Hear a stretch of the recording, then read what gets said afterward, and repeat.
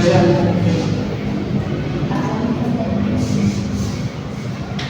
Magandang araw sa inyo lahat. Maraming pasalamat sa pagdalo sa ating meeting ngayon.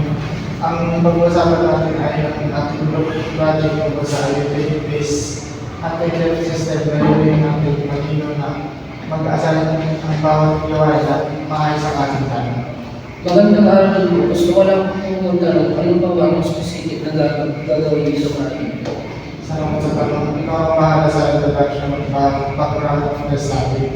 Siguraduhin mong malinaw at madaling maintindihan yung paliwanag para mas maintindihan natin ng audience at project natin. Sige po, noted po. Gawin ko pong simple at diretso ang explanation.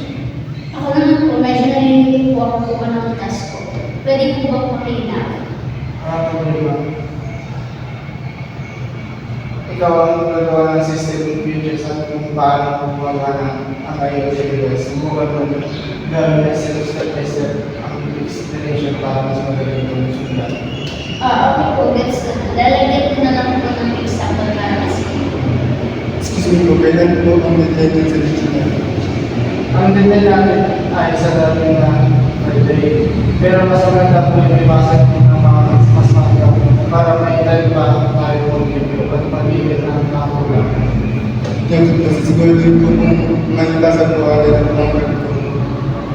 Pwede po po magtanong kung hindi kami magtanong kapag ginagawa natin. Para makapay ng communication natin.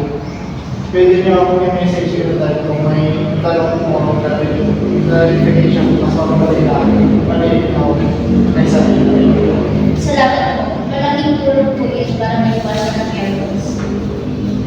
isa pa, mag-eject din ang grammar at ayos ng inyong gawa bago ibasa. Important din na maayos ang presentable at pag-book natin. Sige po, magtutulungan po kami para maging maayos ang project. At natuwa ko sa cooperation mo na natin para pag-susi para may successful ang project natin. Yes po, gagawin ko namin ang best namin. Same here po. Excited na ako matapos ito. Kaya natin po. Maraming salamat sa inyong lahat. Kung wala nang ibang pag sa inyo, wala nang ibang pag sa inyo. Punta sa ating project.